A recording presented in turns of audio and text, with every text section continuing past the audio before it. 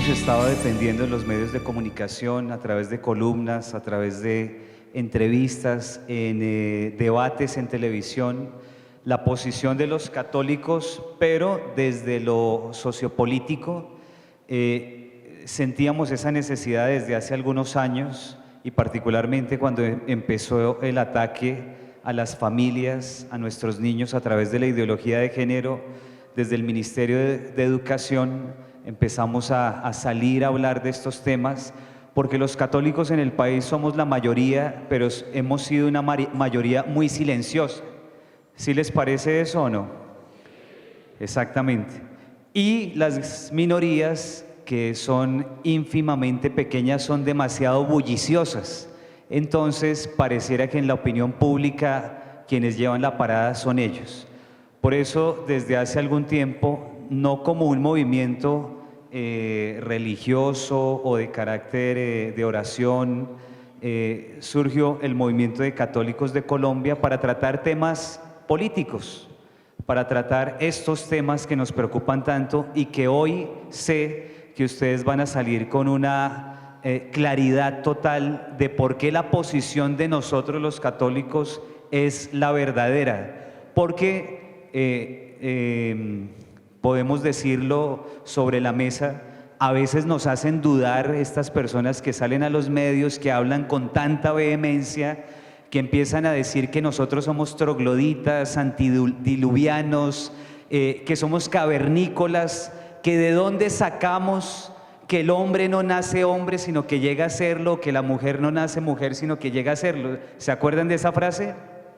Bueno, hay un candidato presidencial que ahorita está, que fue el que la mencionó, la hizo famosa aquí en Colombia a raíz de los acuerdos de La Habana, pero que ahora es candidato por el Partido Liberal, Humberto de la Calle. Entonces, hoy vamos a dilucidar esos temas, vamos a ponerlos sobre la mesa, sin anestesia, porque a veces cuando empiezan nosotros como católicos en nuestras casas a hablar de ideología de género, del tema homosexual, del activismo, del lobby gay, como que nos decían, no, el católico no puede hablar de eso, eso dejémoslo allá, nosotros dediquémonos al rosario, nosotros dediquémonos a los retiros, y resulta que nosotros hemos mutilado de alguna forma el ser ciudadanos. Nosotros, por ser católicos, no dejamos de ser ciudadanos, por el contrario, tenemos que ejercer nuestra ciudadanía en consecuencia, porque vamos a los retiros espirituales, vamos a la misa, vamos a la Semana Santa y salimos a votar por los abortistas, por los eutanasistas, por los narcotraficantes, por los mafiosos, por los corruptos, y por eso estamos como estamos. ¿Les parece que ha sido así por años o no? Exacto. Entonces, algo ha venido pasando en Colombia, el pueblo católico ha venido despertando. Recuerden ustedes que Fidel Castro le decía a Chávez que mientras los católicos no dijeran nada que avanzara, que eran unos bobalicones. ¿Sabían ustedes eso?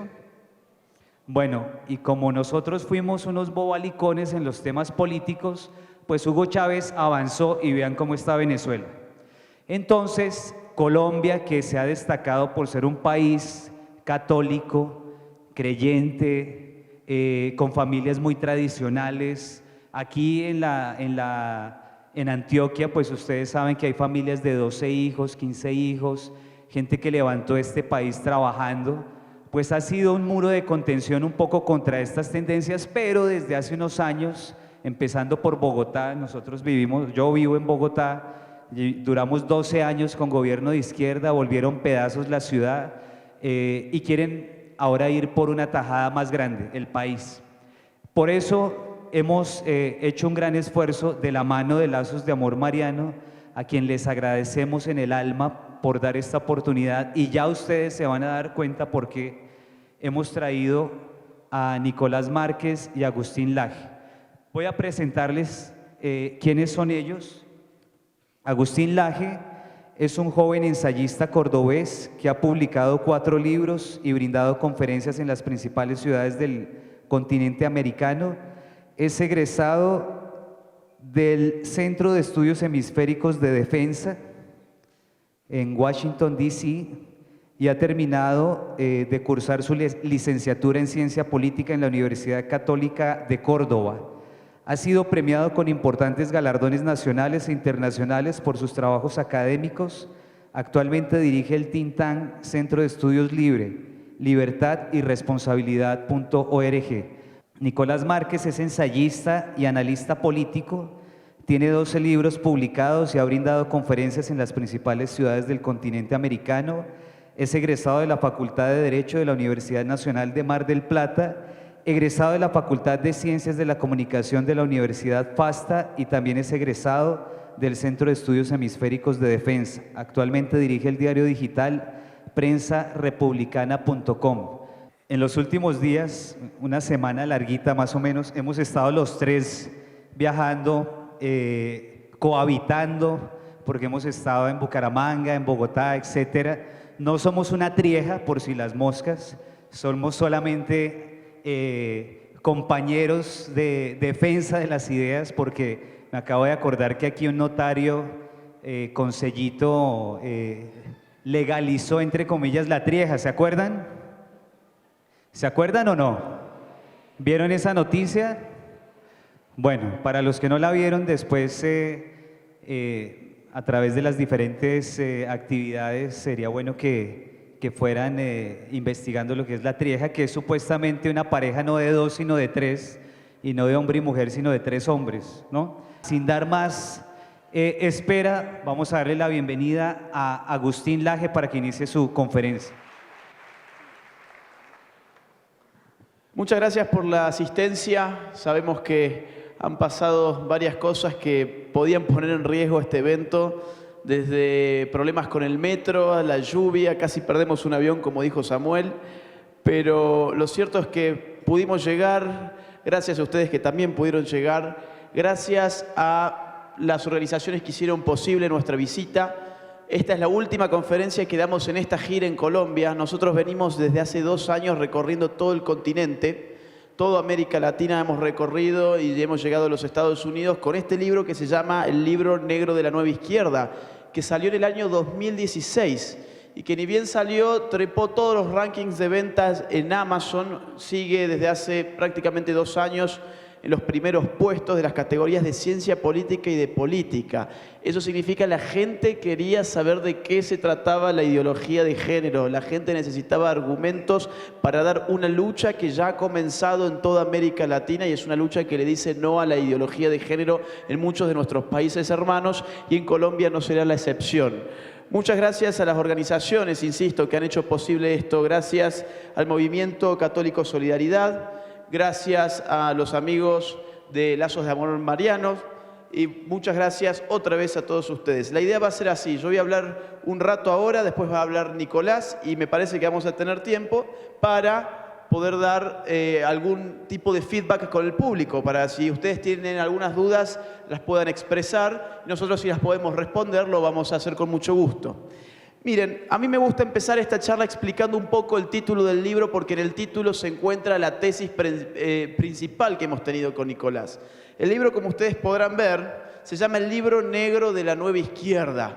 La idea de ideología de género, el concepto de ideología de género recién aparece en el subtítulo del libro que dice ideología de género o subversión cultural. Mucha gente, digamos, tiende a pensar que la ideología de género es un fenómeno político autónomo, es un fenómeno político, es un fenómeno ideológico hecho a sí mismo.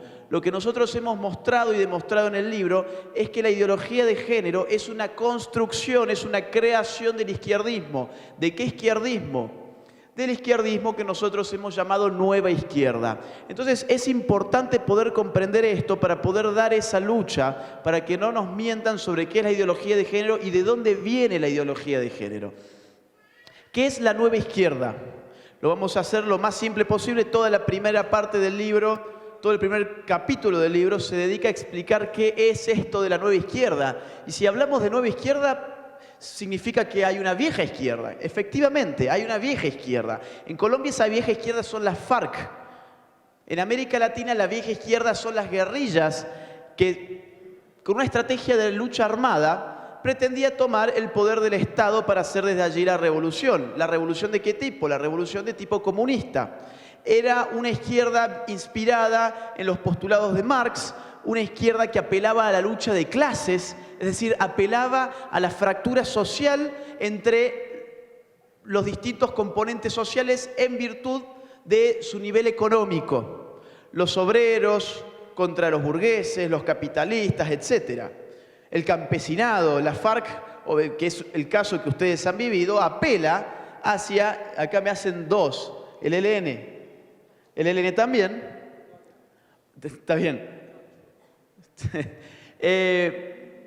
Apelan a una lucha de clases. ¿Qué significa? Insisto, una lucha de clases es una lucha económica.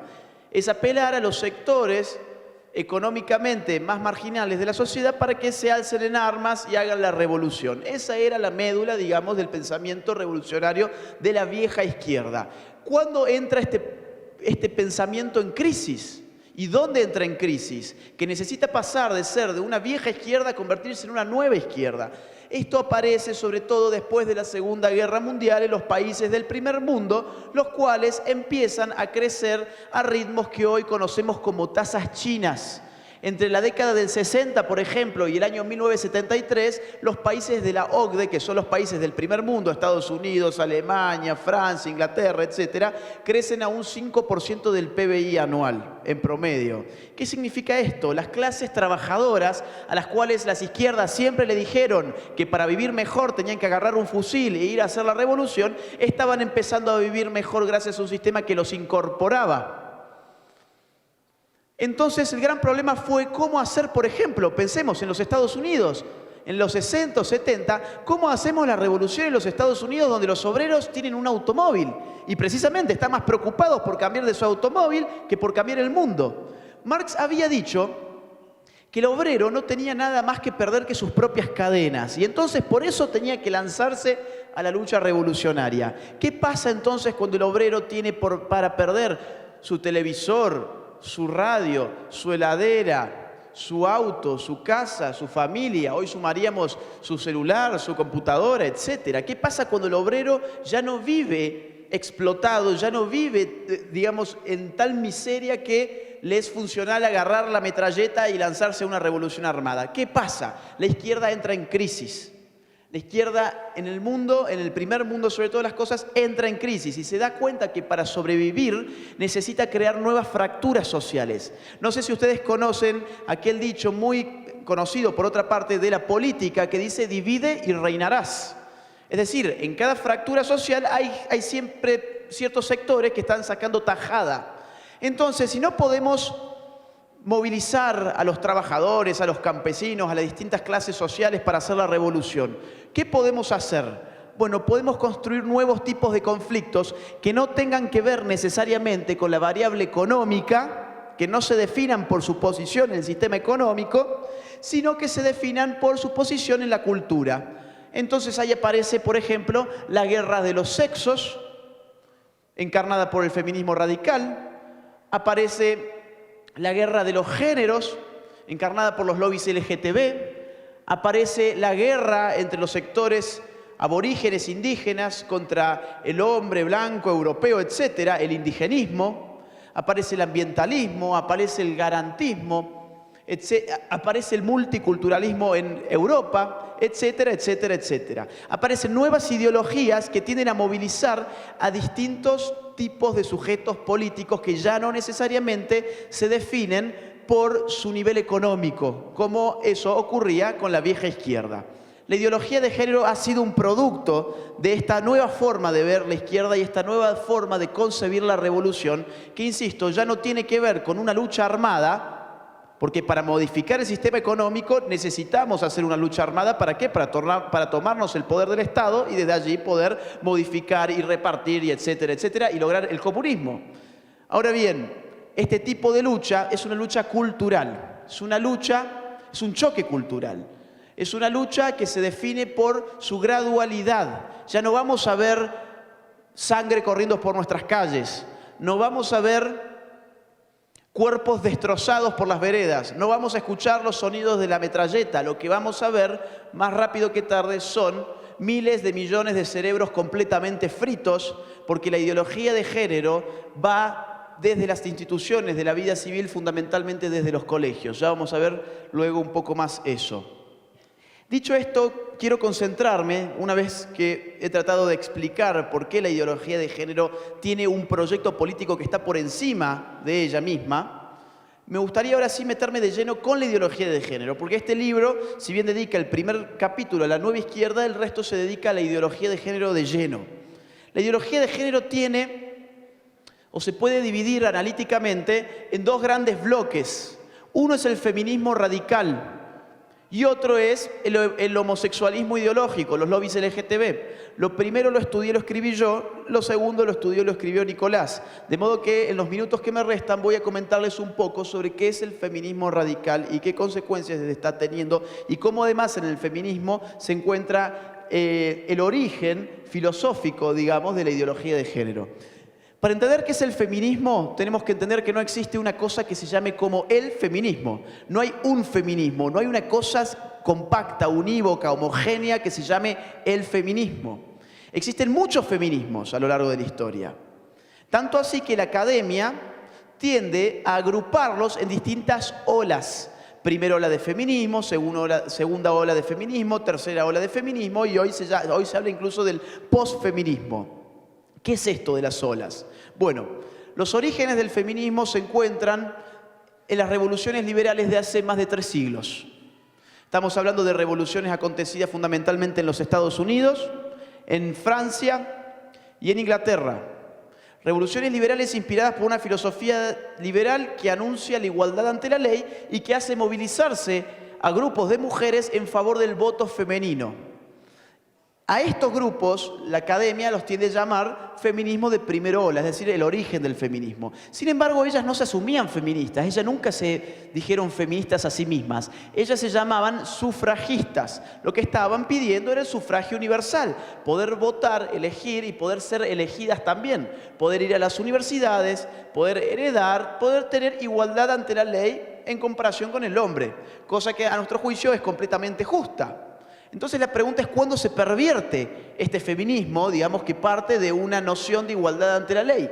Se pervierte, fíjense ustedes cómo coincide incluso con la tesis del libro, se pervierte con un escrito de Federico Engels. ¿Quién fue Federico Engels? El socio intelectual de Marx, es decir, el padre de la izquierda moderna.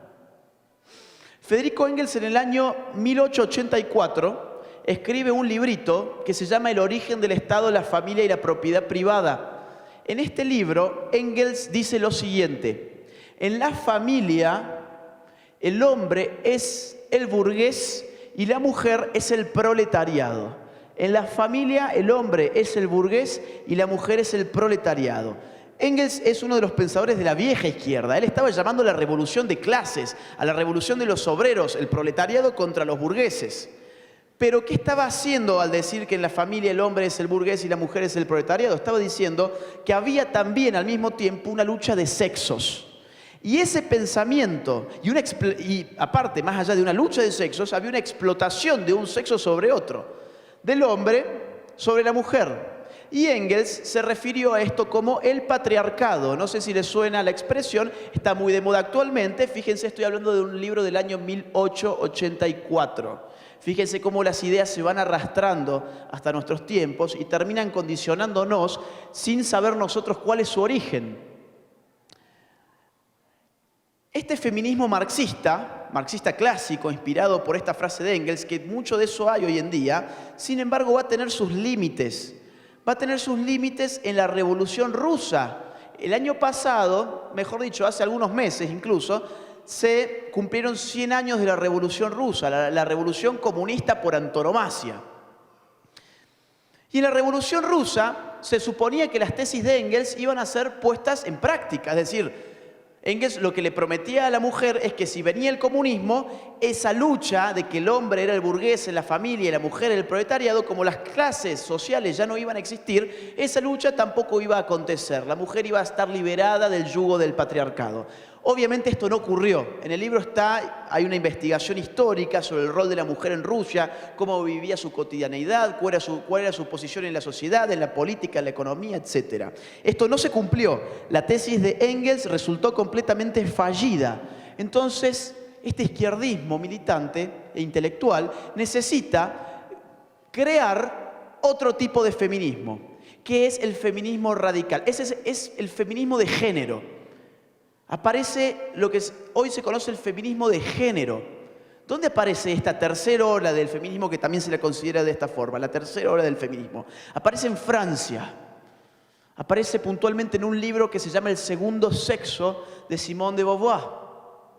Simone de Beauvoir fue una filósofa, pareja de Sartre, quien escribió un ladrillo que tiene más de 1000 páginas que se llama El segundo sexo, que sin embargo se inmortaliza por una frase que hoy se usa en nuestra vida cotidiana y se usa muchísimo desde la política y desde la militancia feminista. Esa frase dice así: no se nace mujer, llega una a serlo. A ustedes les tiene que sonar muchísimo porque recientemente Humberto de la Calle hizo su parangón diciendo: no se nace hombre, llega uno a serlo. Él estaba complementando de alguna manera esto de Simone de Beauvoir. Pero ¿qué significa no se nace mujer, llega uno a serlo en un libro llamado además El segundo sexo?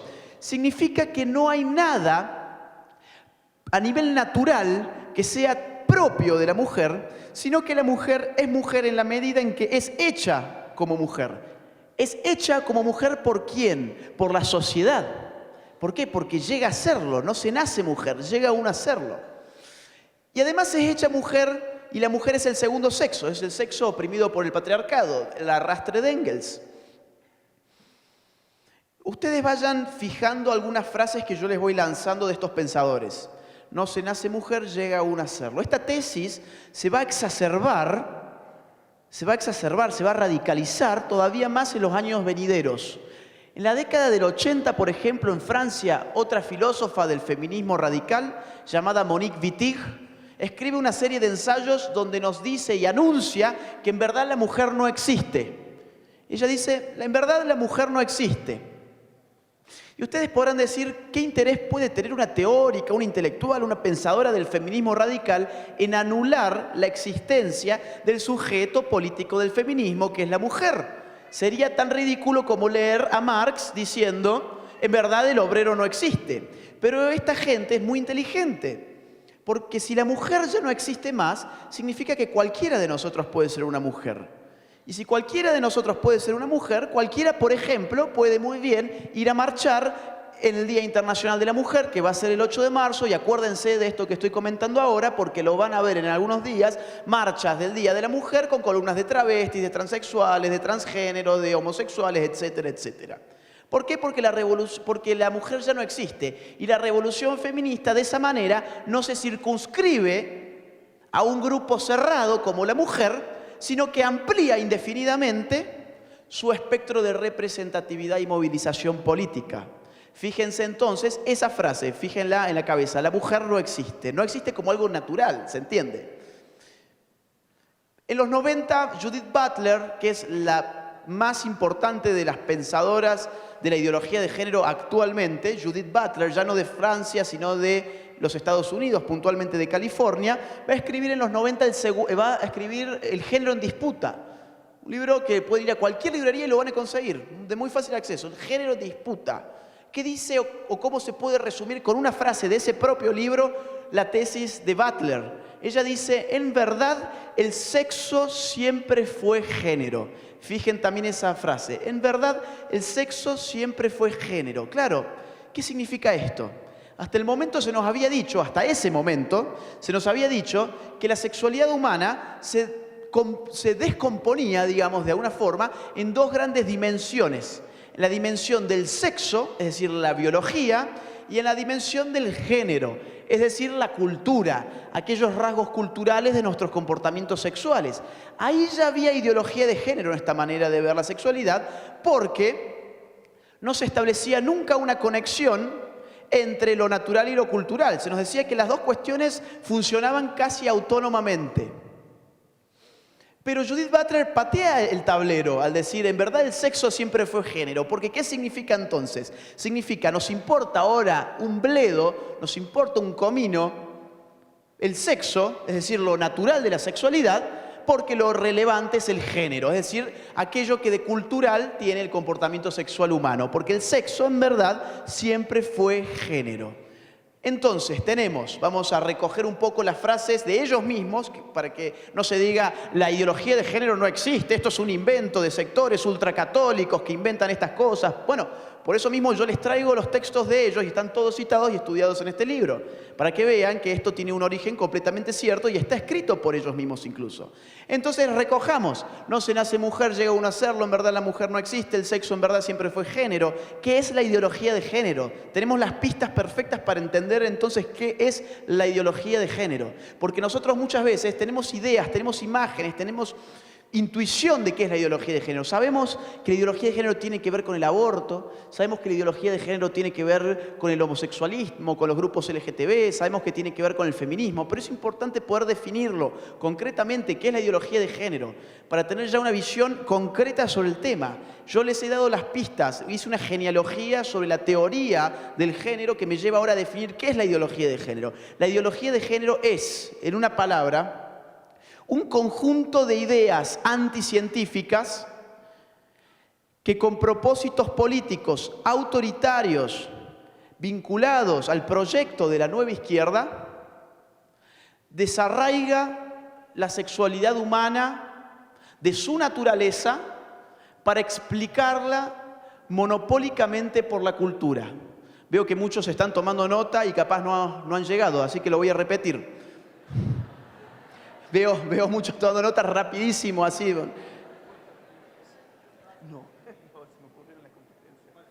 La ideología de género es un conjunto de... Ustedes fíjense que esto tiene grandes partes que ahora las voy a explicar. Es un conjunto de ideas anticientíficas que con propósitos políticos autoritarios vinculados a la nueva izquierda desarraiga a la sexualidad humana de su naturaleza para explicarla monopólicamente por la cultura. Vamos a descomponer esto. Conjunto de ideas anticientíficas. ¿Por qué es anticientífico? Pues bien, porque la sexualidad es una parte integral de la vivencia del cuerpo humano. Tenemos muchas disciplinas científicas rigurosas que han hecho estudios rigurosos del conocimiento del cuerpo humano, que han dicho mucho sobre la sexualidad humana y ahora han sido puestas bajo la alfombra, se las ha escondido porque se supone que no tienen nada para hacer ni para decir en términos de sexualidad. Se ha ocultado lo que conocemos gracias a la fisiología, que esto es el funcionamiento de las distintas partes de nuestro cuerpo, la anatomía, la composición de las distintas partes de nuestro cuerpo. Se ha dejado de lado otras disciplinas muy importantes y muy modernas aparte, porque esta gente se piensa que es moderna, pero hay ciencia realmente moderna, como las neurociencias, donde gracias a este tipo de ciencias podemos establecer las conexiones entre la naturaleza y comportamientos que en principio podríamos pensar que son obra y gracia de una sociedad que inscribe sobre nosotros como una tabula rasa. Las neurociencias son puestas también bajo la alfombra. ¿Por qué? Porque niegan la ideología de género, con experimentos científicos de primera calidad. La neurología, la psicobiología, las biologías en general, las medicinas en general. Se nos ha dicho, insisto, que no se nace mujer, llega uno a serlo, pero lo cierto es que una mujer es mujer incluso antes de nacer, incluso después de la muerte. Ustedes me dirán, ¿cómo? Antes de nacer y luego de la muerte. Claro, porque ya sabemos, gracias a este tipo de ciencias avanzadas, que nosotros nos sexualizamos intrauterinamente por un cóctel hormonal que recibimos en nuestros cerebros cuando nosotros todavía estamos en el útero materno. Entonces somos hombres y mujeres incluso antes de nacer, no hay que esperar a nacer para ser hombre o mujer. Somos hombres y mujeres intrauterinamente por el rol que juegan las hormonas en el desarrollo fetal. ¿Y por qué seguimos siendo hombres y mujeres después de muertos? ¿Cómo es eso? Este tipo está hablando sobre algo trascendental, algo metafísico, algo religioso, porque es de inmediato de lo que se nos acusa. Claro, vos estás en contra de la ideología de género, pues sos religioso.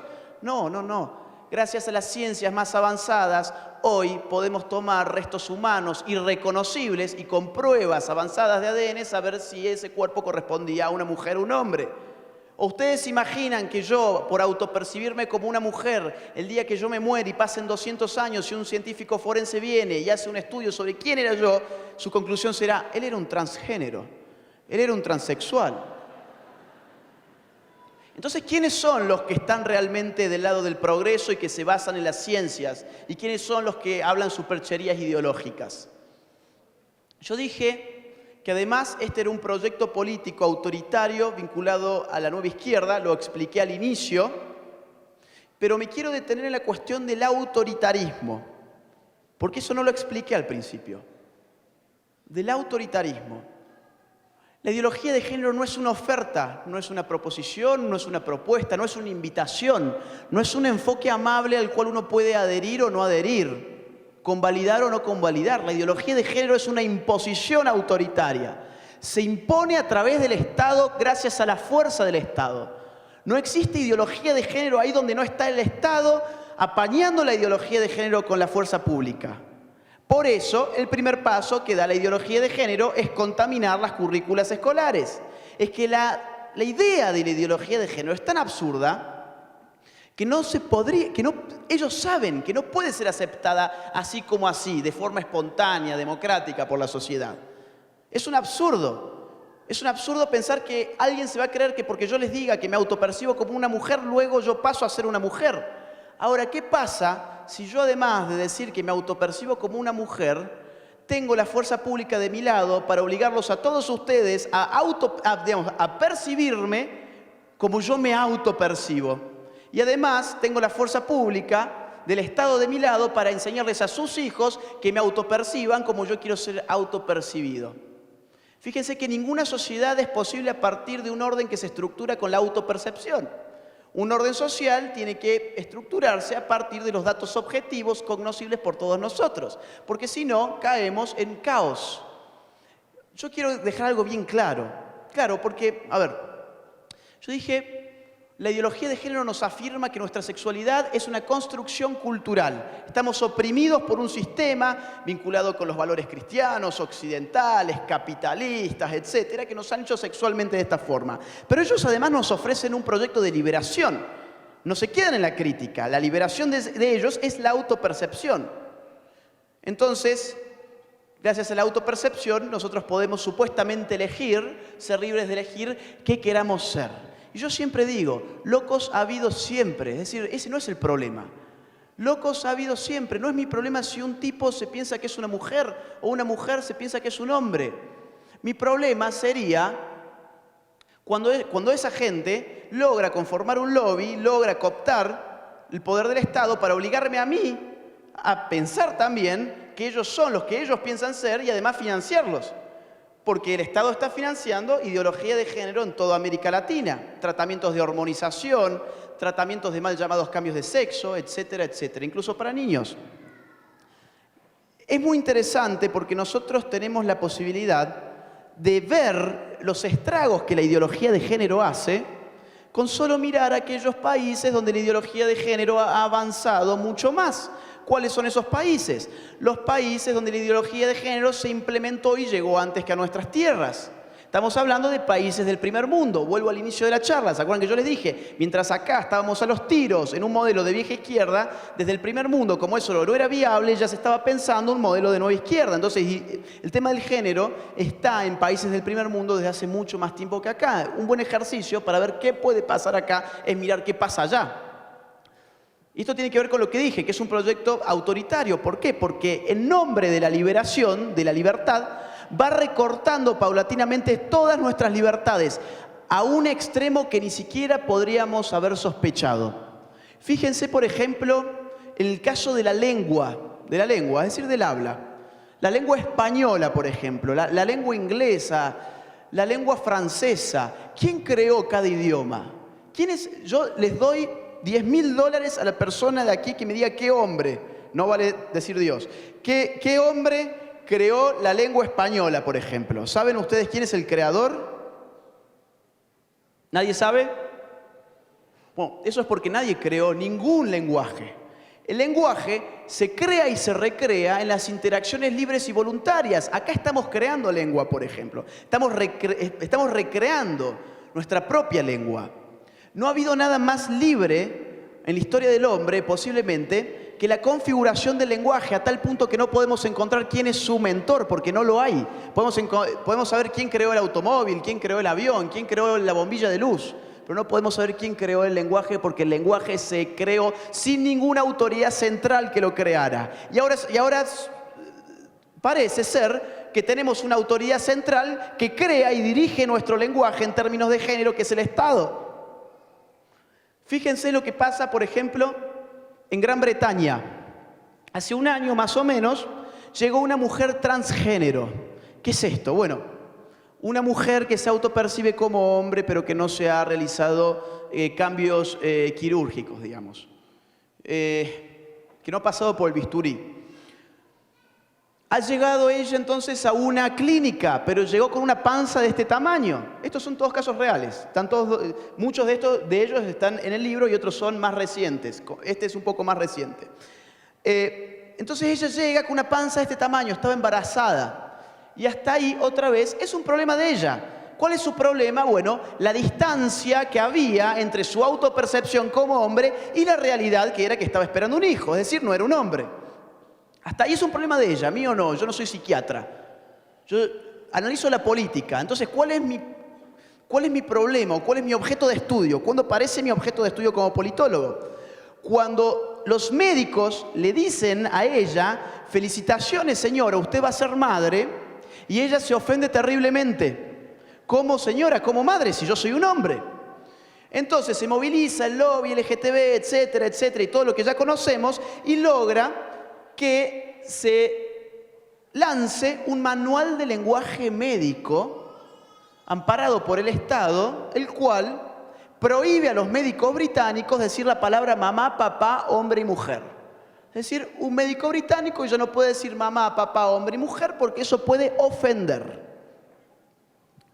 En Francia se prohibió la palabra mademoiselle. La palabra mademoiselle, acá hay un francés en la primera fila, y perdón por mi mala pronunciación, pero significa señorita. Señorita. ¿Y por qué tendrían los franceses, o mejor dicho, ciertos estados de Francia, el interés por prohibir la palabra mademoiselle? Porque no existe señorito. Entonces hay iniquidad de género. Existe señorita, pero no existe señorito. Y aparte, señorita es un micromachismo, es una agresión, es parte de la guerra de los sexos. ¿Por qué? Porque señorita devela el estado civil de la mujer. Fíjense, en Canadá la cosa es más terrible. En Canadá ahora, una persona que trate a otra en disonancia respecto de su identidad de género puede padecer hasta 6 meses de prisión. ¿Qué significa esto? ¿Qué significa tratar a alguien en disonancia con su identidad de género? Que si Nicolás, por ejemplo, se autopercibe como Nicole y nos asegura a todos nosotros que él es una mujer, y yo lo sigo tratando de Nicolás o lo sigo tratando de él en vez de ella o en vez de Nicole, él puede ir y judicializarme a mí y terminarme metiendo hasta 6 meses preso. Fíjense cómo no es un tema de respeto, tolerancia, diversidad, de inclusión, etc. Es un tema de autoritarismo, de ingeniería cultural y social. En Canadá también hay hasta 6 meses de cárcel para todos aquellos que digan que la homosexualidad es un pecado. Hasta 6 meses de cárcel.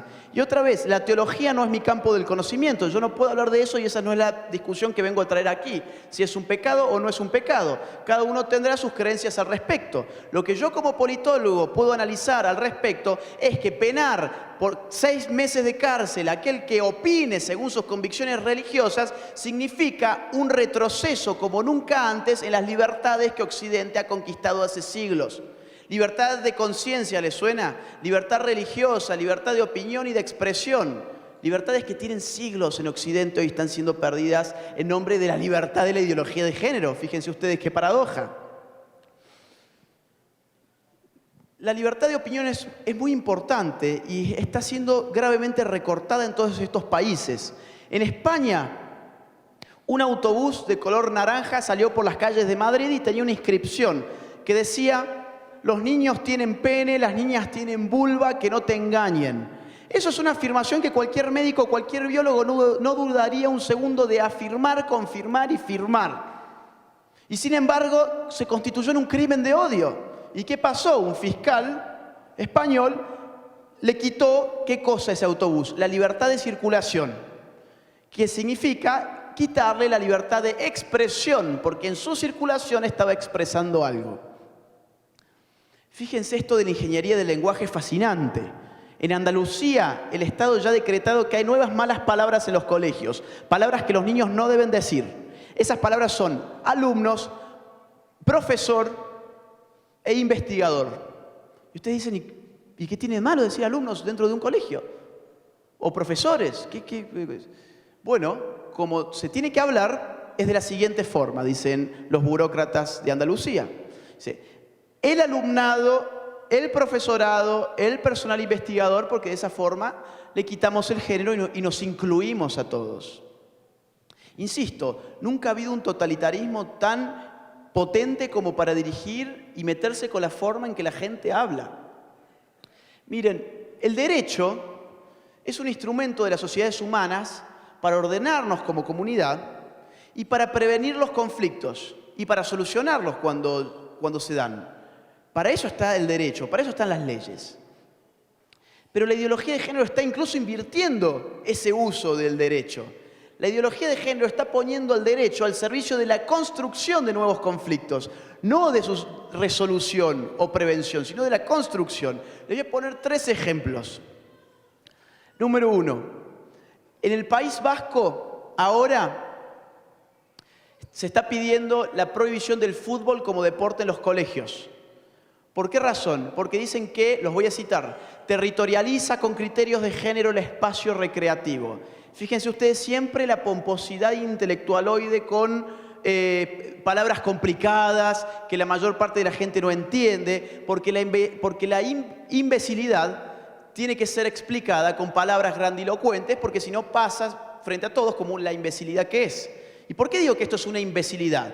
Porque nunca ha habido ningún problema entre los sexos por el fútbol. ¿O acaso acá en Colombia, por ejemplo, las mujeres que les gusta jugar al fútbol no pueden jugar al fútbol? ¿Acaso no hay ligas femeninas de fútbol? ¿Acaso cuando somos chicos, niños, no jugamos incluso fútbol femenino? Bueno, allí parece que ahora el fútbol es un problema entre los sexos y la ley lo tiene que regular. ¿Cómo? Prohibiéndolo dentro de las escuelas. Fíjense, en Suecia, el partido de izquierda en estos momentos está pidiendo una ley para obligar a los hombres a orinar de sentados. Quieren llevar la igualdad de género hasta el retrete. Ahora bien, si nosotros lo pensamos detenidamente, esta ley es ineficaz por naturaleza. ¿Qué significa que sea ineficaz por naturaleza? Significa que no se puede aplicar. ¿Por qué? Porque aplicarla, por más que la mayoría del Parlamento sueco la vote, por más que el 100% de los suecos la voten, ¿cómo hacemos para saber si un sueco está violentando esa ley o no? Tenemos que ponerle o bien una camarita dentro de su baño o bien un policía que lo está mirando a ver cómo lo hace, porque si no, ¿cómo sabemos si violenta la ley? Entonces, ¿cuál es el objetivo de esta ley? ¿Es implementarse? No, no es implementarse. Es construir un discurso social a partir del cual nosotros empecemos a percibirnos como sexos en guerra. Estamos tan enemistados los hombres y las mujeres que incluso esa enemistad se manifiesta en acciones tan cotidianas como ir al baño. Y ahí tiene que entrar el Estado. ¿Para qué? Para regularnos. Porque tenemos que lograr la equidad de género, ¿o no? Entonces fíjense cómo la ley empieza a ponerse al servicio no de la resolución de los conflictos, sino de la construcción de los conflictos. Tercer ejemplo que les quiero traer hoy. ¿Ustedes conocen lo que es el femicidio o el feminicidio? ¿Existe el feminicidio como tipo penal aquí en Colombia? Existe. Bien, el feminicidio en todos nuestros países de América existe como, en general, está escrito de la misma forma. Es básicamente el hecho de matar a una mujer por ser mujer. Matar a una mujer por su condición de mujer, por ser mujer. Entonces nosotros vamos a ver que nos dicen, este año hubo X cantidad de feminicidios. ¿Cómo lo llaman acá? ¿Feminicidio o femicidio? Bien, no, porque allá se llama femicidio y cambia según el país. Entonces, tenemos un caso de un hombre que mata a una mujer, algo sumamente condenable, por supuesto, que tiene que además pagar con todo el rigor de la ley. Y tenemos que prevenir ese tipo de cuestiones como sociedad, pero por supuesto. El tema es que, ¿qué se nos dice desde los medios de comunicación? Nuevo caso de feminicidio, la mataron por ser mujer. Y no hay ninguno de estos casos en los cuales haya una pericia psiquiátrico-psicológica en el victimario de la cual se pueda concluir con rigor que el hecho, que el móvil de esa agresión que terminó con la muerte de la mujer haya sido su condición de mujer. Entonces fíjense cómo se nos engaña, cómo se nos cambia la percepción de las cosas. Se nos hace vivir en una guerra de sexos que hace tiempo, que nunca existió, de hecho, que está siendo construida por este tipo de discursos. Lo mismo pasa con la violencia de género. ¿Han escuchado violencia de género? Bueno, ¿qué es la violencia de género? La violencia de género es aquella violencia cuyo móvil es el odio hacia el otro género como tal. Es decir, lo que me impulsa a mí a violentar a otra persona y ejercer violencia de género es que odio lo que ese género representa. Nosotros vemos en la televisión, a menudo, tantos casos de violencia de género, nuevo caso de violencia de género. Eso siempre se llamó violencia doméstica. ¿Por qué? Porque hablar de esa forma estábamos entendiendo que el caso se había dado en el marco de la familia, en el marco de una pareja, de un noviazgo, etcétera. Pero al decir ahora violencia de género, la percepción cambia. ¿Y la percepción cuál es? En esa violencia, el hombre le pegó a la mujer o la mató a la mujer porque odia a las mujeres y porque estamos en una guerra de sexos que termina manifestándose en cada marcha de Ni Una Menos, que termina con qué tipo de grafitis. Ustedes acá creo que no han tenido todavía de esta marcha, pero prepárense porque ya van a llegar. ¿Qué tipo de grafitis terminan las marchas feministas que pelean contra la violencia de género, etcétera, etcétera? Dicen: matá a tu novio, a tu papá y a tu hermano.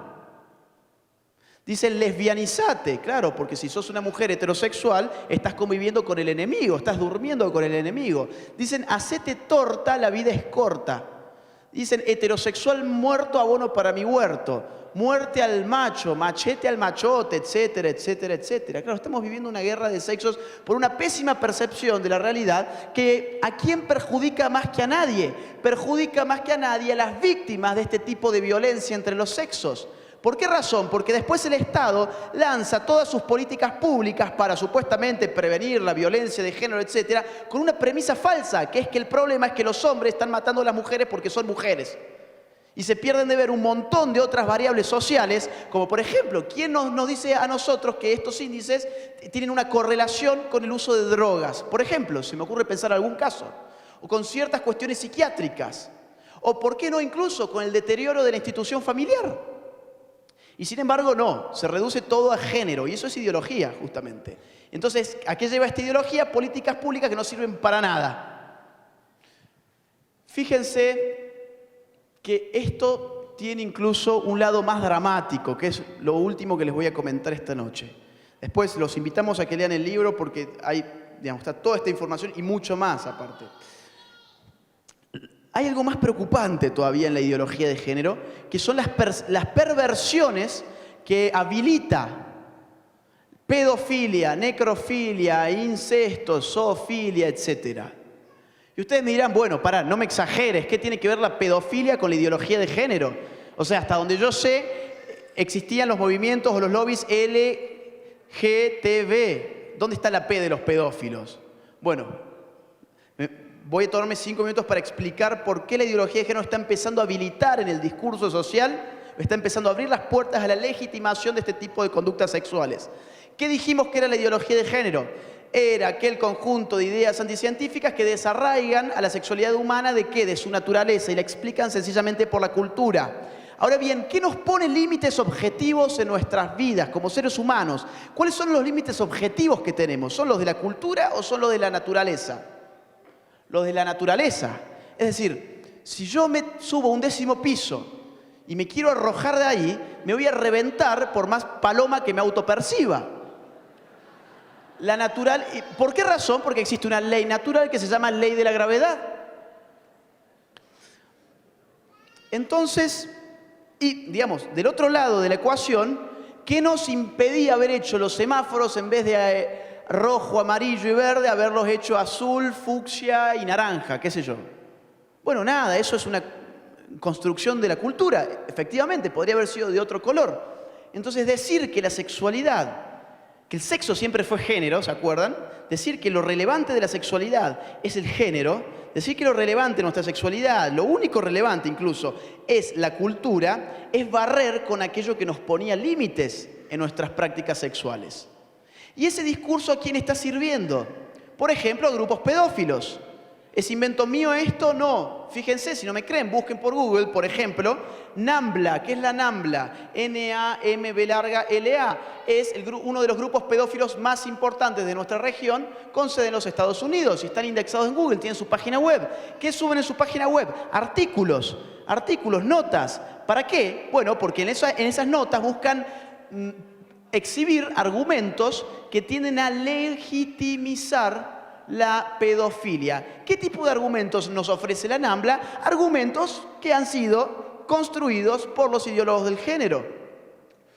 ¿Qué ha pasado en Holanda, por ejemplo? En Holanda tenemos grupos feministas que firman solicitadas a favor de grupos pedófilos, solicitadas públicas.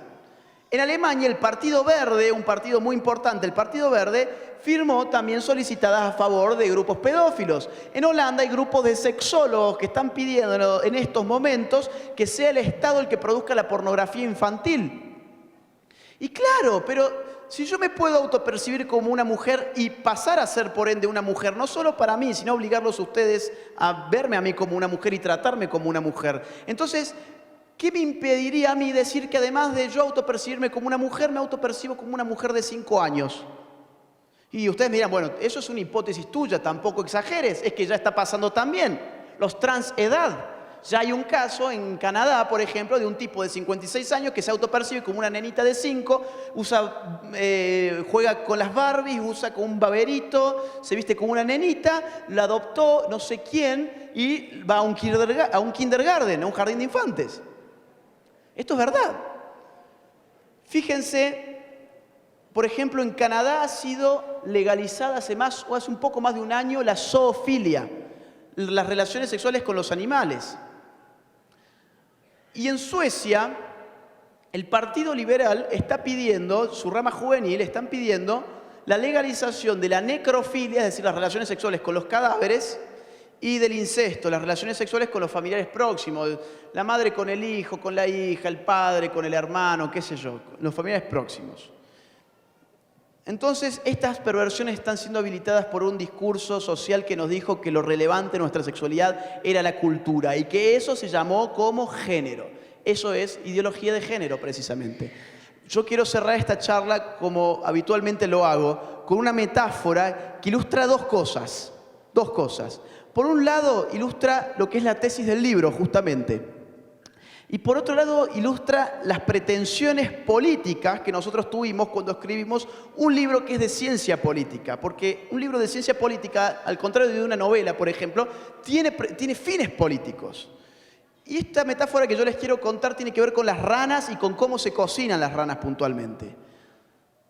Las ranas se cocinan como las langostas, es decir, se cocinan vivas. Se cocinan vivas porque la carne así sabe mejor, sale mejor. Ahora bien, quienes no saben cocinar las ranas, ¿qué hacen? Hierven el agua y tiran la rana viva y la rana, cuando toca con el agua, mete un salto y es un enchastre. Salta agua para todos lados. Esa imagen es la imagen de la vieja izquierda. Y ese enchastre fue el enchastre de sangre que bañó a nuestras sociedades conforme a las estrategias de la vieja izquierda, la lucha armada.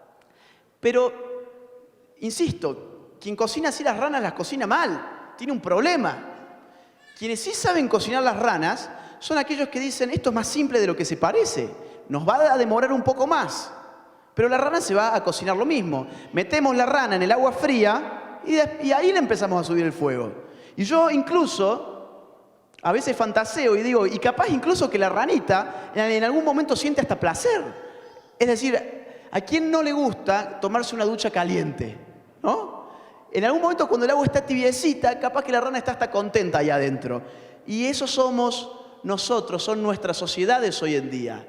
Que todos parece ser, o los medios de comunicación por lo menos nos dicen, que tenemos que abrirnos a la inclusión, a la diversidad, entrar en el pensamiento de este mundo, ser abiertos, etcétera, la tolerancia, bla, bla, bla, bla. Pero esa agua empieza a ponerse cada vez más caliente y la rana no se dio cuenta, el agua hirvió y ya está, chau. Entonces, dos noticias para ustedes, finales. Una buena y una mala. Empecemos por la mala. Nosotros somos la rana, quienes suben en el fuego son los personeros de la nueva izquierda y esa agua ya está bastante calentita, que digamos. La buena noticia, todavía no ha hervido. Esto es una lucha contra el tiempo. Todavía no ha hervido. Esa rana todavía puede dar ese salto que hace falta en América Latina y nosotros hemos escrito para que ustedes utilicen este libro como instrumento no solamente de lectura, sino como un instrumento de lucha. Muchas gracias.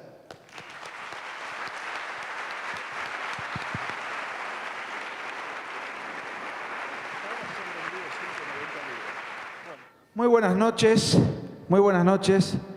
Muchas gracias por estar aquí. Nosotros estamos en una gira extenuante por todo el continente y estamos ahora en Colombia hace una semana. Esta es la charla número 6. Llegamos hoy, nos recibieron con un plato espectacularmente, una bandeja paisa que era una delicia. Pero casi como que después no me entraba el saco porque nos fuimos a dormir una siesta urgente porque si no hoy no íbamos a estar concentrados. Muchas gracias por tanto afecto. Gracias a Rodrigo y a toda la gente que está con él. Lazos de Amor Mariano, todos los chicos que están con las remeras. Y gracias a mi amigo Samuel, Movimiento Católico Solidaridad, que ha tenido la iniciativa de pensar en nosotros para venir aquí a Colombia. Agustín comenzó su charla refiriendo al título del libro, El libro negro de la nueva izquierda, y explicó el motivo del título. Este libro lo publicamos en el año 2006 y nosotros no teníamos expectativas mayores. Hemos escrito muchos libros sobre temas políticos, pero como vivimos en un país donde la ideología de género no es un asunto discutido, es un asunto ya impuesto y es un dogma de fe, está institucionalizado. Queríamos de todas maneras combatirlo en soledad y no teníamos grandes expectativas respecto de las posibles repercusiones que esto podía tener. Nunca nos imaginamos que íbamos a estar como estamos hace ya casi 2 años consecutivos que estamos prácticamente conviviendo en hoteles con Agustín. Esto es sospechoso para quien quiere oponerse a la ideología de género, no es muy buena prensa, pero bueno, celebramos la repercusión del libro mucho. Yo me voy a referir, comenzando esta charla, a la estética del libro, no al nombre, sino a la estética. Ustedes saben que es tan importante la tapa de un libro como el contenido. Obviamente la tapa es la superficie, y lo importante en términos esenciales es lo que está escrito en el libro. Pero la realidad es que si la tapa no seduce, no interesa, no llama la atención, no despierta la curiosidad del lector, todo ese trabajo queda absolutamente, digamos, desaprovechado, no trasciende. Y ustedes pueden apreciar en la tapa del libro, lo ubican al personaje que está acá retratado, ¿no? ¿Quién es? El Che Guevara. Pero no todos los argentinos son tan malos como el Che Guevara, ojo. Pero fíjense que no es la foto convencional del Che Guevara. Obviamente esta es la foto histórica que le fuera sacada por un fotógrafo, Alberto Corda, a Ernesto Guevara de la Serna en La Habana. Pero fíjense que no es la foto normal y habitual, porque la foto está maquillada, está decorada. es un Che Guevara trasvestido, es un Che Guevara medio maricón, que acá lo tenemos con los labios pintados, un ojo maquillado, en lugar de tener la estrella revolucionaria tiene un puño feminista, y en lugar de estar embanderado en un pabellón rojo con la hoz y el martillo o algo afín, lo vemos embanderado con los colores de la diversidad. Dice, bueno, ¿cuál es la motivación de esta etapa? Bueno, primeramente vale aclarar una cosa. Esto pone de manifiesto, de alguna manera, la contradicción en las marchas de género que hoy vemos. En las marchas de género en las calles, las comparsas militantes que se movilizan para reclamar sus pretensiones, van con una mano en las marchas del orgullo gay, por ejemplo, con el banderín multicolor y con la remera del Che Guevara, sin advertir que cuando el dictador Fidel Castro se constituye en propietario de la isla de Cuba en 1959, lo primero que hizo su fusilador subalterno fue diseñar y edificar un campo de concentración para castigo de homosexuales. El propio Fidel Castro decía, la revolución os hará hombres. Y el Che Guevara, la revolución no necesita peluqueros, decía Fidel Castro. Entonces mandaban a los homosexuales a los campos de concentración y era el Che Guevara quien decía, el trabajo os hará hombres. Entonces el homosexual, por su condición de tal, era sometido a intensos y esclavizantes trabajos y jornadas de 14, 15 horas por día durante un año y medio, en la pretensión de que el individuo que tenía una tendencia sospechosa conforme a los cánones revolucionarios se pudiera virilizar y ser un hombre útil en la revolución. Esto no solamente ocurría en Cuba, era propio de la izquierda del siglo pasado. Por ejemplo, en la Unión Soviética estaba tipificado en el artículo 121 del Código Penal soviético el delito de sodomía. ¿Saben lo que es la sodomía, no? La conducta homosexual. Y al que incurría en esta práctica se lo castigaba con 5 años de trabajo forzado en los campos de concentración de la Siberia, en los gulags. Este delito recién fue derogado en 1993. No crean que estoy hablando de los tiempos de la Revolución o de los tiempos de la Segunda Guerra Mundial con el estalinismo. Estoy hablando de la última etapa, ya llegando al siglo XXI prácticamente. Y luego encontramos al otro gran genocidio comunista que es el bloque chino. El bloque chino. La homosexualidad era castigada con pena de castración en los campos de concentración. Pero claro, a veces para un homosexual castrarlo, lejos de ser una sanción, es una suerte de gratificación. Y además puede reincidir, porque por su tendencia puede tener relaciones sexuales de otra manera. En caso de reincidencia, entonces era fusilado.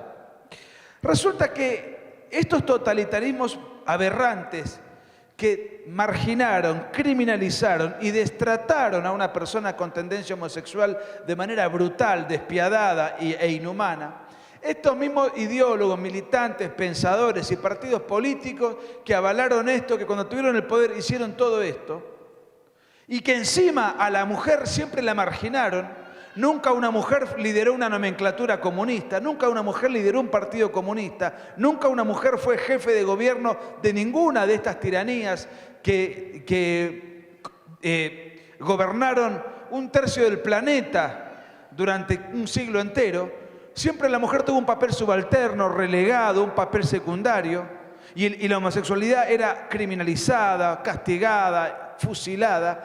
Estos mismos sectores ahora salen a las marchas callejeras clamando la emancipación de la mujer y apoyando el lobby LGBT. Los mismos partidos políticos, la misma ideología y las mismas pretensiones revolucionarias.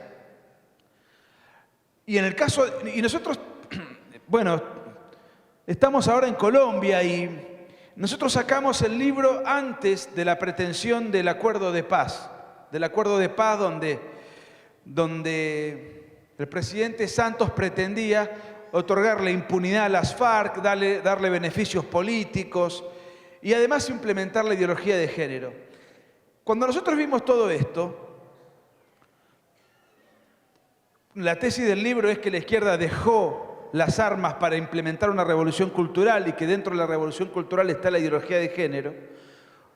Cuando vimos este acuerdo que pretendía imponer la ideología de género a cambio de que las FARC dejen de seguir matando gente, nosotros tuvimos dos sensaciones. Por un lado, indignación, ¿no? Con el terrorismo no se negocia, al terrorismo se lo combate. Y en todo caso, si hay alguna negociación, la negociación no puede ser darle oropeles, partidos políticos, darle una serie de beneficios. Pero más allá de eso, no me quiero meter en un asunto que no me compete porque no es de mi país. Nos indignaba, y de hecho celebramos cuando ese acuerdo mal llamado de paz no prosperó. Pero más allá de eso, tuvimos de alguna manera una suerte de mimo al ego intelectual, porque dijimos, esto confirma que nuestra tesis es cierta. Se trata de dejar a la izquierda armada para que la izquierda desarmada pueda implementar política de género y hacer la revolución no con el fusil, sino con estas ideas que pretenden instaurar. Y eso explica la tapa del libro. Porque la tapa del libro, además, representa la estética de las marchas de género o de las marchas de los lobbies o de las marchas feministas. ¿Han ido a alguna marcha feminista alguna vez? ¿No? ¿Han visto por televisión cómo son? Bueno, yo estaba en Buenos Aires en el verano del 2016, en marzo. Estábamos terminando el libro, prácticamente estaba todo concluido, estábamos puliendo detalles, correcciones, cosas, chequeando datos, en fin, tratábamos de ultimar los últimos aspectos. Yo no vivo en Buenos Aires, sino en la ciudad de Mar del Plata, al sur de Buenos Aires, y Agustín en la provincia de Córdoba, en la ciudad de Córdoba. Pero ese día yo estaba en Buenos Aires y era el 8 de marzo que se llevaba adelante además una marcha convocada por los grupos feministas porque era el Día Internacional de la Mujer. Bueno, la verdad que yo, tanto trabajar con la computadora, con libros, leyendo textos de todos estos ideólogos, digo, bueno, voy a ir a la marcha porque quiero percibir con mis sentidos qué atmósfera se respira ahí, qué ambiente hay, quiero realmente vivenciar. Porque una cosa es estar en un laboratorio lleno de libros o en una oficina llena de libros con la computadora, buscando datos, chequeando, citando, acomodando cifras, y otra cosa es estar allí, estar en persona y ver la atmósfera, los cánticos, en fin, la estética. Además, técnicamente o teóricamente era una marcha de mujeres. Yo soy soltero. O sea, era atractivo el programa.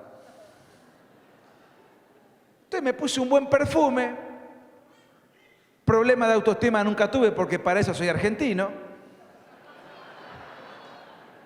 Y digo, bueno, voy a la marcha. Miren, yo estoy convencido, me consta, de que absolutamente todas las mujeres son lindas. Ni hablar las de Medellín, que ya tienen bien ganada esa fama. Son todas lindas, por definición, fueron creadas así, lindas. La que no tiene lindas manos tiene una linda sonrisa, la que no tiene lindos ojos, la que no tiene lindo pelo, la que no seduce con su inteligencia, la que no porque es elegante, y la que no es elegante porque tiene una figura que atrae. Y así sucesivamente. Y en todo caso está en cada mujer saber qué es aquello que la destaca para explotar sus encantos en función de lo que tenga particularmente atractivo o destacado. Yo estoy convencido, toda la mujer tiene algo particularmente y la embellece. Hasta que fui a la marcha de género, a la marcha de las mujeres, de las feministas. Miren, no hay nada menos femenino que una feminista. Son feas a propósito. Son feas a propósito. Con lo lindas que son las mujeres no encontré una que fuera linda. Tienen ganas de joder. Se ponen feas a propósito. Y cuando digo que se ponen feas a propósito, no me estoy refiriendo a la belleza naturalmente adquirida, sino que se producen estéticamente con el deliberado propósito de desagradar, de provocar. pelos sucios, axilas sin lavar, mal aliento, olor a pata, lagañas. Era toda Yo quería hacer realmente una suerte de paseo sociológico y por momentos tenía la sensación de estar haciendo un paseo zoológico ahí adentro. Quería ver qué atmósfera se respiraba en una marcha de género y se respiraba olor a marihuana prevalecientemente. Pero en un momento determinado me llamó la atención porque contrastaba con todo eso, un grupo, una columna de mujeres, un poco lejos, bien brillosas, peinadas, arregladas, las uñas pintadas, colores, una cosa producida. Digo, bueno, qué interesante. Me acerco, pero era la columna de los travestis.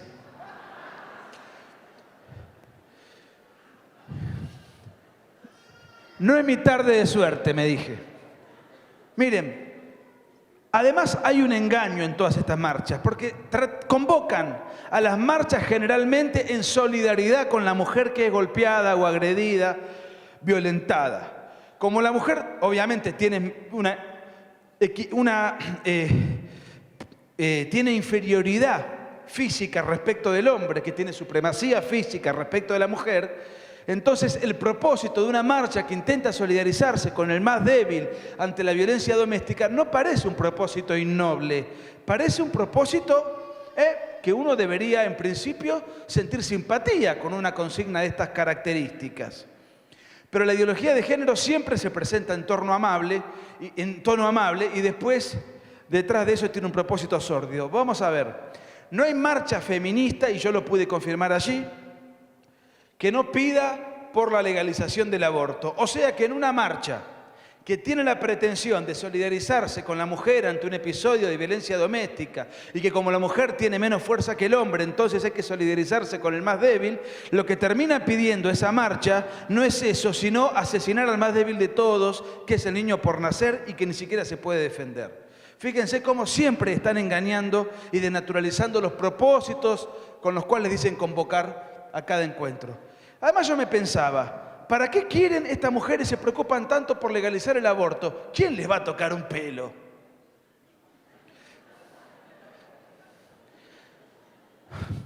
Agustín comenzó muy apretadamente comentando cómo los intelectuales de izquierda fueron pensando las cosas que hoy nos están pasando. Cómo fueron muchos intelectuales, mayormente del primer mundo, de Occidente, de Estados Unidos y de Europa, cómo fueron a lo largo del siglo XX pensando en nuevas formas revolucionarias porque se daban cuenta con lucidez que el comunismo, tal como estaba concebido en Europa, en la Unión Soviética, en China, etcétera, no funcionaba, sino que además no tenía acogida en nuestros hemisferios. Entonces fueron pensando nuevas formas de revolución, que las empezaron a explotar luego. No cuando las pensaron, sino varios años después. Esas ideas se visibilizaron varios años después. Nosotros en el libro le ponemos una fecha específica que creemos que es la fecha en donde la nueva izquierda aparece de manera militante. ¿Cuál es esa fecha? Es el año 1992. ¿Por qué es el año 1992? Porque en el año 1992 la Unión Soviética deja de existir. En el 89 cae el muro de Berlín, en el 92 cae el comunismo formalmente, deja de existir. Ahora, fíjense la cantidad de cosas que aparecen en América Latina en 1992. Ya en 1991, un poquito antes, el genocida Fidel Castro le dice a un delincuente de Brasil, che, mirá, tenemos que armar una estructura complementaria porque la Unión Soviética se derrumba, se cae a pedazos y nadie nos va a financiar ni apoyar. Tenemos que armar una estructura de pensadores, de activistas, de dirigentes, de guerrilleros y bien financiada. Entonces, este agitador, este delincuente de Brasil, creó lo que hoy conocemos como el Foro de San Pablo. Este dirigente hoy está preso, se llama Ignacio Lula da Silva, presidente de Brasil. Expresidente de Brasil, hoy presidiario.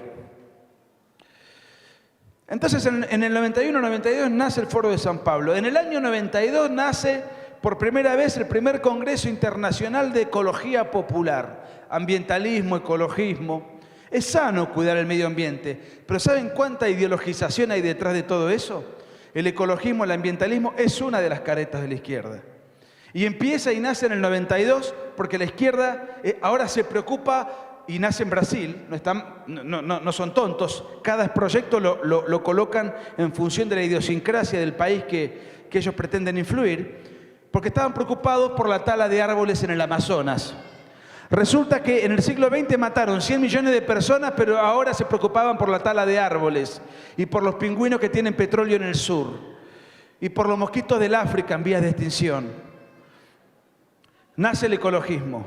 En 1992, un narcotraficante llamado Evo Morales, actual dictador de Bolivia, encabezó la primera gran marcha indigenista en Bolivia, una marcha masiva que pretendía ahora reclamar por los derechos ancestrales de los pueblos oprimidos, de las comunidades originarias.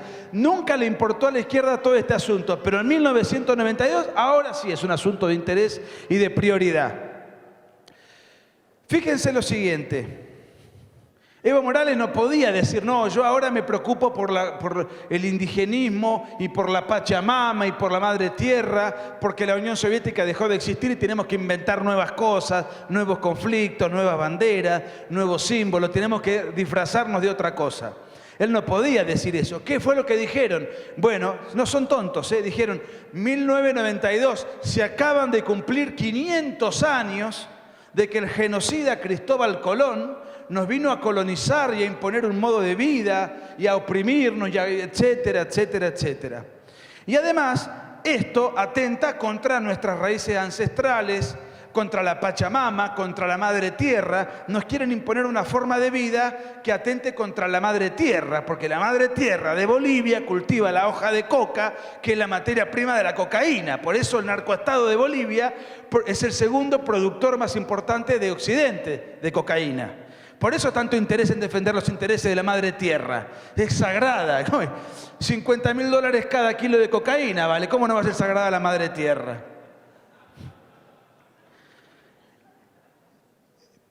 En 1990, fíjense cuántas cosas aparecen. Y ahí, o sea, a partir de 1992 nace el indigenismo como expresión de conflicto. Y que siempre es funcional a la izquierda. Fíjense, les pongo un ejemplo muy simple, nosotros padecimos al matrimonio Kirchner en Argentina durante 12 años. Argentina tiene una tradición europea muy fuerte, probablemente más intensa que en el resto de América Latina. Entonces, nunca hemos tenido un problema indigenista, salvo ahora. Como ahora no gobierna más el kirchnerismo, ahora aparecieron indígenas argentinos, que son más rubios que yo. Y encima, el cacique de una tribu mapuche se llama Jones. Búsquenlo, John Wallace es el líder de la tribu mapuche que pretende que se le reconozcan territorios. Antes no existían, salieron ahora. Y en 1992 nace otro proyecto de la izquierda. Fíjense, en otro lugar del hemisferio, muy cerca de Colombia. En 1992 nace el proyecto bolivariano del extinto dictador Hugo Chávez.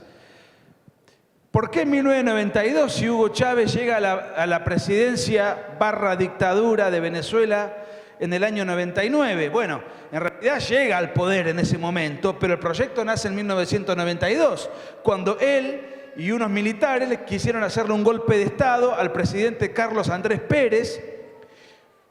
Mataron 20 oficiales, no pudieron matar al presidente, Hugo Chávez fue preso, la cárcel le dio fama, celebridad, la izquierda internacional se solidarizó, hizo presión, etcétera. 2 o 3 años después Hugo Chávez sale de la cárcel, el Foro de San Pablo y el narcotráfico le financian la campaña y Hugo Chávez luego puede implementar su proyecto a partir del 99.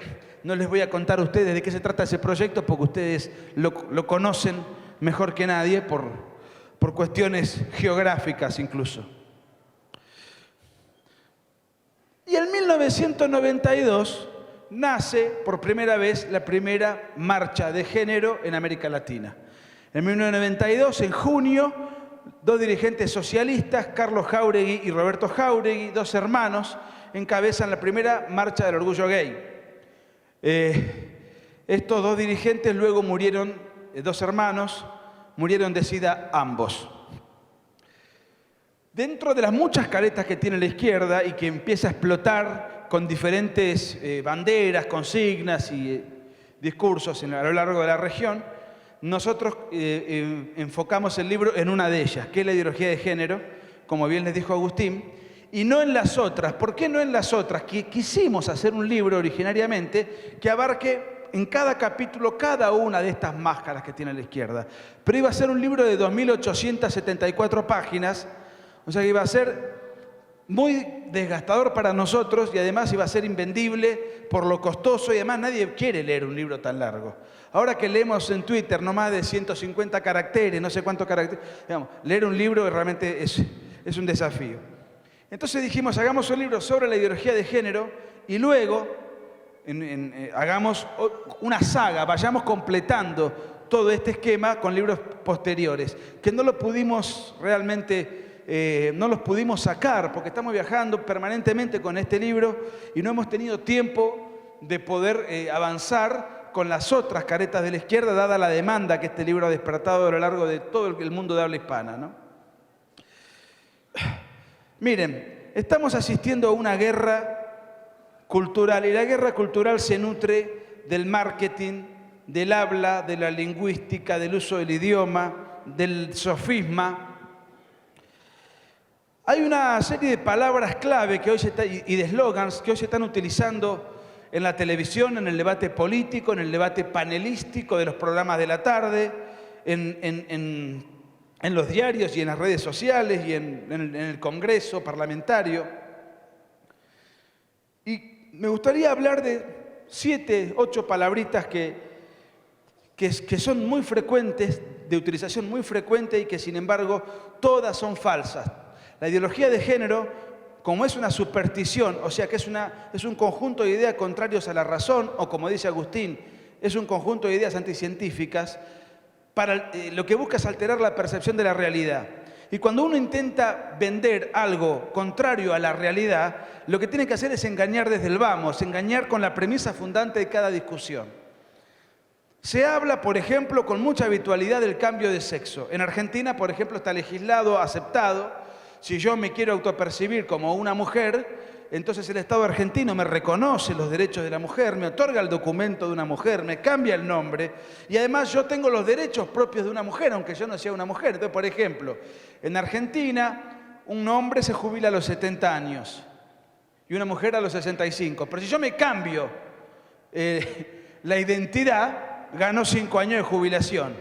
Y así sucesivamente. Por ejemplo, el goleador de hockey femenino es un hombre en Argentina, que obviamente es un negro de 2 metros que mete miedo, juega contra las mujeres, imagínense la ventaja deportiva bochornosa que tiene, y los clubes rivales interpusieron un recurso contra el comité deportivo desplazó al opulento y grandote goleador. Pero la justicia lo incluyó y eso se sentó un precedente para que cualquier hombre que se autoperciba como mujer, de ahora en adelante mujer, por consiguiente tiene que jugar porque tiene los derechos plenos de una mujer. Pero sin embargo hay un asunto, ¿por qué puede jugar? Bueno, porque hizo el cambio de sexo. ¿Qué es el cambio de sexo? Amputarse los genitales. Pero una persona que se amputa los genitales no deja de ser varón. Nació varón y va a morir varón, con o sin tijeretazo. La amputación de genitales no convierte a un varón en mujer. Lo que hoy puede hacer una persona no es cambiar el sexo. Lo que puede hacer es disfrazarse de un sexo que no le pertenece o de algo que no es. Por eso es un disfraz. Y con Agustín no estamos en contra de los disfraces. Creemos que cada uno tiene que tener la libertad de disfrazarse como quiera. No tenemos nada contra el carnaval. Ahora bien,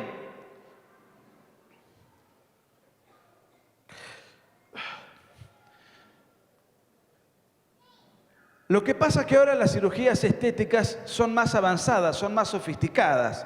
Y hace 100 años un hombre que quería usar peluca y pollera no tenía los recursos estéticos que sí tiene ahora.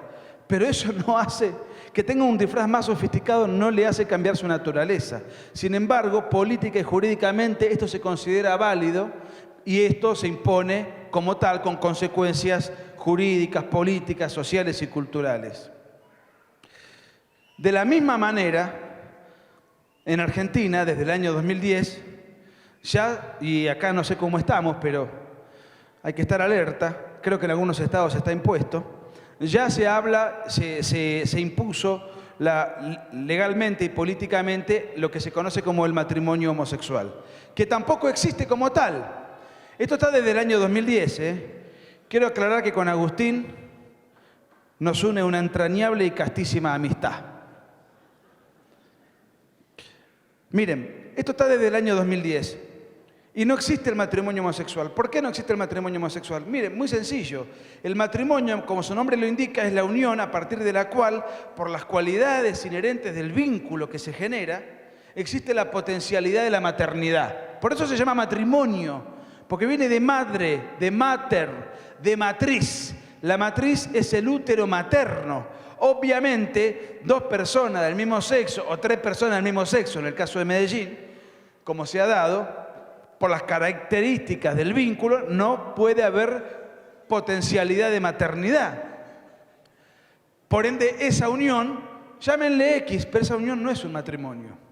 Ahora, me han dicho, pero vos, ¿cómo puede ser que no aceptes que el Estado le dé a dos personas del mismo sexo los mismos derechos que a un matrimonio, que a un hombre y una mujer? Un Estado que le niega a dos personas del mismo sexo los derechos propios del matrimonio es un Estado discriminador y homofóbico.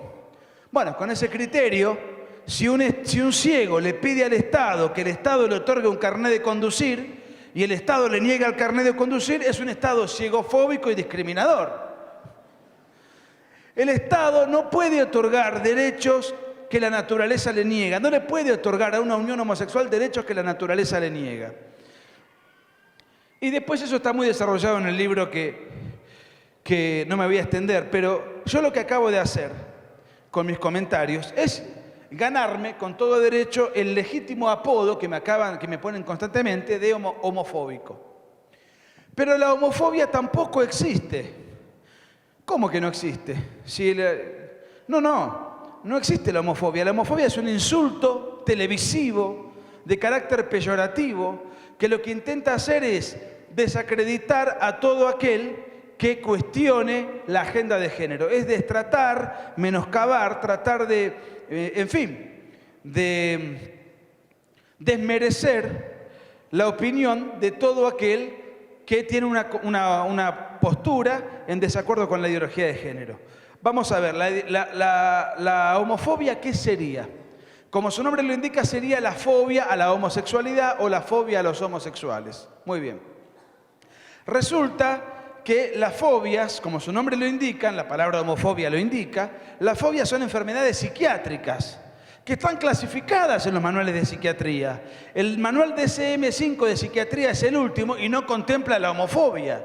No existe la homofobia, no existe la enfermedad de homofobia. Eso es un invento de carácter peyorativo que trata de deslegitimar y encima de culpabilizar a aquel que padece una enfermedad inventada por el lobby, porque no existe técnicamente, y que encima tiene una particularidad. No solo se trata de insultar al que piensa distinto que ellos, sino que se busca patologizar al que piensa distinto que ellos, porque te tratan de padecer una enfermedad psiquiátrica. Por oponerte a ellos, por disentir con ellos, vos sos objeto de un linchamiento en el cual te tildan de padecer una enfermedad psiquiátrica. Patologizan al disidente. ¿Quiénes patologizan al disidente? Los que se dicen militantes de la tolerancia y la diversidad. Y los militantes que buscan promover y hacer apología de la unión entre personas del mismo sexo tampoco son militantes de la diversidad. Es mentira. La diversidad es lo desemejante, es lo diferente, y la unión en la diversidad es la unión heterosexual, porque el hombre y la mujer no son iguales, son distintos en todo sentido. Y que sean distintos no quiere decir que sean antagónicos como nos quieran hacer creer ellos. Son distintos, pero son complementarios. físicamente complementarios, psicológicamente complementarios, afectivamente complementarios. Ellos, un tipo de unión entre personas del mismo sexo, y quiero aclarar que tienen todo el derecho a unirse en el ámbito personal, afectivo.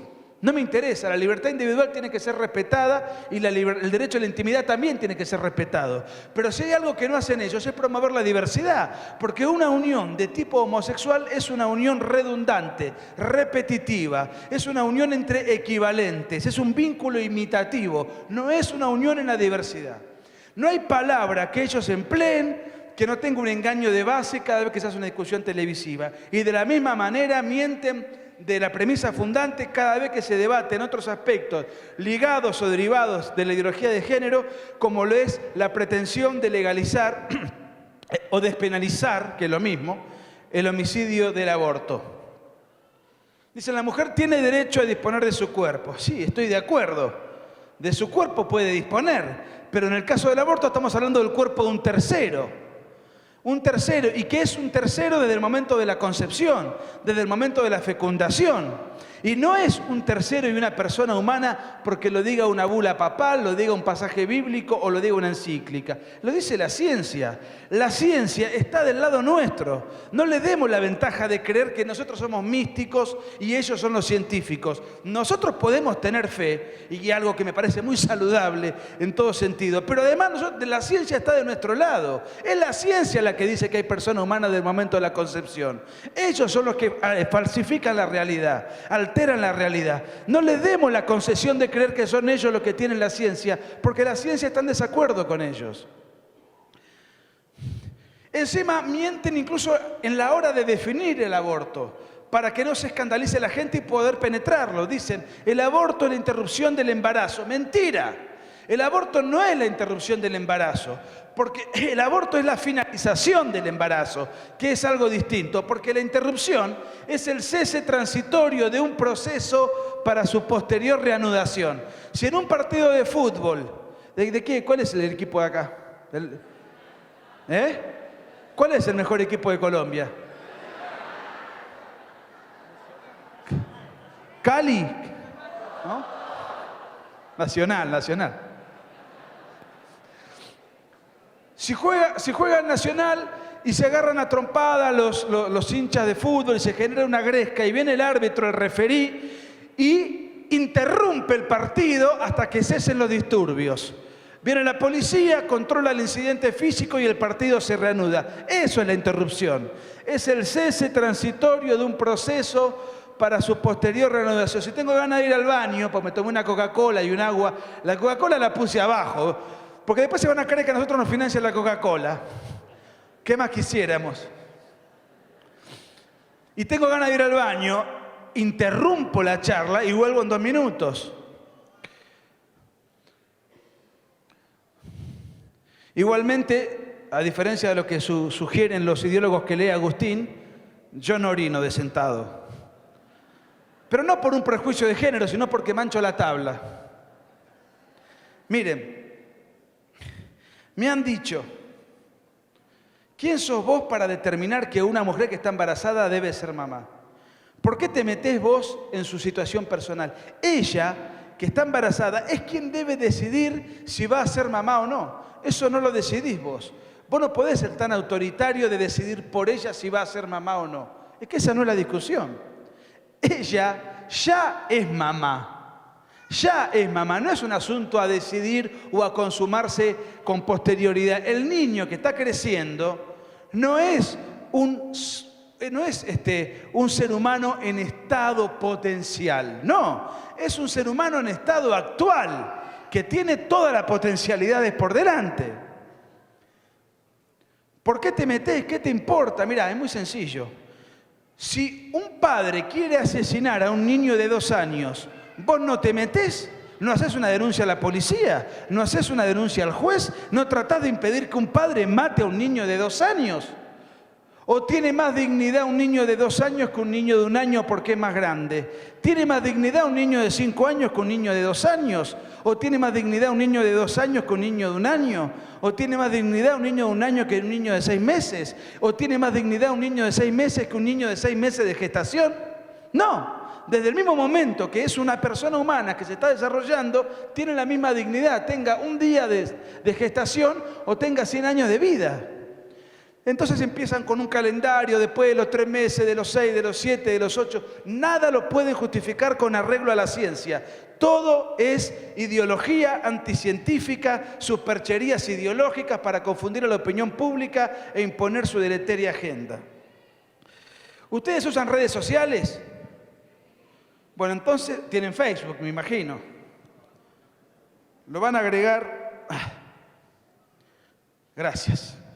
Lo van a agregar a Agustín Laje y me van a agregar a mí. A mí no me van a encontrar como Nicolás Márquez, porque Facebook no me deja llamarme como Nicolás. Me van a encontrar como Nicky Márquez, que es como me llamaron cuando nací. Tuve que ponerme un nombre distinto y me puse mi apodo. N-I-C-K-Y, Nicky Márquez. Así me llamaron desde siempre. Reconozco que no es el apodo más viril para una persona de 43 años que escribe libros contra la ideología de género. No es el mejor nombre artístico, digamos, pero ustedes saben que nosotros padecimos al gobierno de Néstor y Cristina Kirchner durante 12 años. Durante esos 12 años la ideología de género se impuso a brazo de hierro. Se impuso a brazo de hierro. La ideología de género hoy es la religión oficial del Estado argentino. Miren, quiero aclarar una cosa en favor de este matrimonio. Se respetó mucho la igualdad de género durante el gobierno de Néstor y Cristina. Esto hay que reconocerlo. Durante el gobierno de Néstor y Cristina se respetó muchísimo la igualdad de género porque él robó lo mismo que ella. O sea, repartieron sin ningún tipo de discriminación. Cada uno robó en función de su cuota. Pero dentro de las novedades que impusieron, la red social más importante del mundo, que es Facebook, en Argentina tiene 55 identidades. Uno se puede autopercibir de 55 maneras.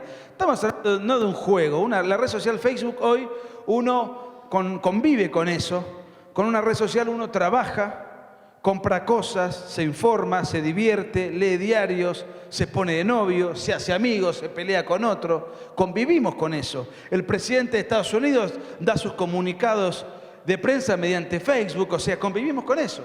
Con la red social más importante del mundo, en la Argentina nosotros tenemos ya 55 identidades de género y nos gana solamente en el mundo Inglaterra, que tiene 70.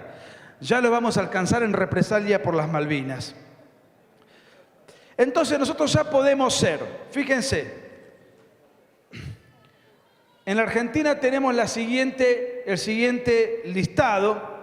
Fíjense qué talentosa imaginación, ¿no? Nosotros podemos elegir ser femenino, masculino, androginx. La X es utilizada en la neolengua del género. En muchos casos, muchos grupos la utilizan como una suerte, es una consonante, pero la convierten ellos como si fuese una vocal universal que abarca todos los espectros para no ofender a ninguna minoría.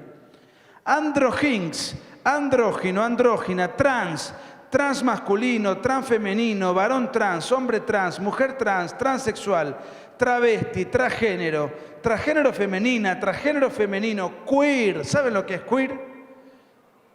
Sí, en todo caso después se lo preguntan a Agustín, que sabe todo. Intersex, intersexual, ninguno. Hay que tener baja la autoestima para poner que... Después aparece uno que es neutro. Yo cuando lo leí pensé que era el perfil de Facebook de Michael Jackson. Pansexual varón, pansexual mujer, mujer, hombre, varón, lesbiana, gay, asexual mujer, asexual varón, mujer bisexual, varón bisexual, poliamorosa, poliamoroso. Esto le dan a lo que venga. Mujer heterosexual, varón heterosexual, mujer homosexual, varón homosexual, puto, torta, traba. Y acá es el que más gracia me causó. Mujer heteroflexible. Mujer heteroflexible. Yo cuando lo vi, digo, no, pero esto debe ser la profesión, lo que está poniendo acá. Es acróbata, trapecista. ¿Qué es una mujer heteroflexible? ¿O será una mujer flexible para convencer? Fácil. qué sé yo. Varón heteroflexible, lesbo flexible, cisexual masculino, cisexual masculina, cisexual femenina, cisexual femenino, cisexual mujer y cisexual varón. Yo todavía no encontré la mía, pero será cuestión de revolver, ¿no es cierto? Fíjense todo lo que estamos hablando, que por ahí nos causa risa, por ahí nos causa asombro. La ideología de género tiene un perfil tragicómico, en ese orden. Es una tragedia, pero también es una comedia. ¿Qué tiene que ver todo esto? Grupos raros, tendencias exóticas, acrobacias eróticas, con una revolución izquierdista, con el Che Guevara.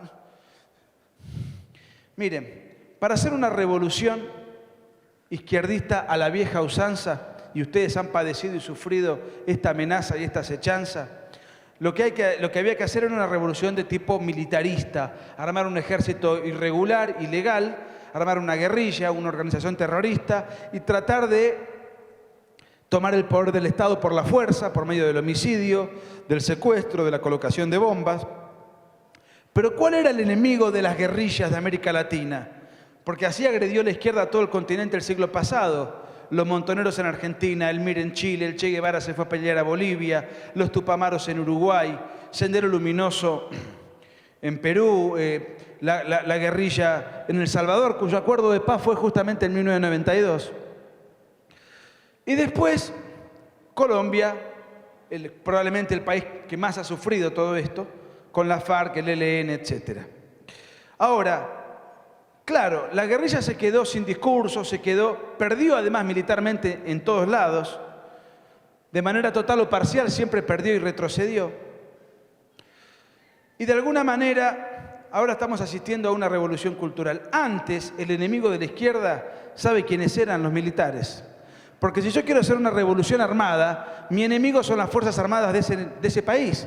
Porque si yo quiero tomar el poder del Estado por la fuerza y por medio de una guerra de guerrillas, por una guerra interna, entonces voy a tener que enfrentarme contra las Fuerzas Armadas, que son la institución que tiene la misión y la función de custodiar el orden constituido, de defender el orden constituido ante una agresión interna o una agresión externa.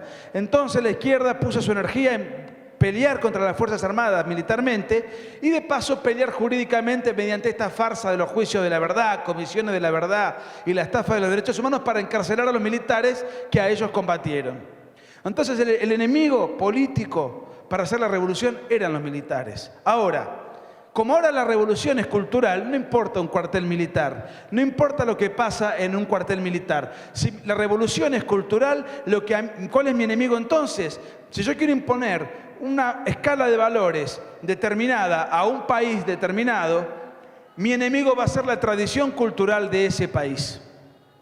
La tradición cultural de un país es la enemiga, la antítesis de la revolución cultural que yo pretendo hacer. ¿Y cuál es la tradición cultural de Colombia, que es la misma que la de Argentina?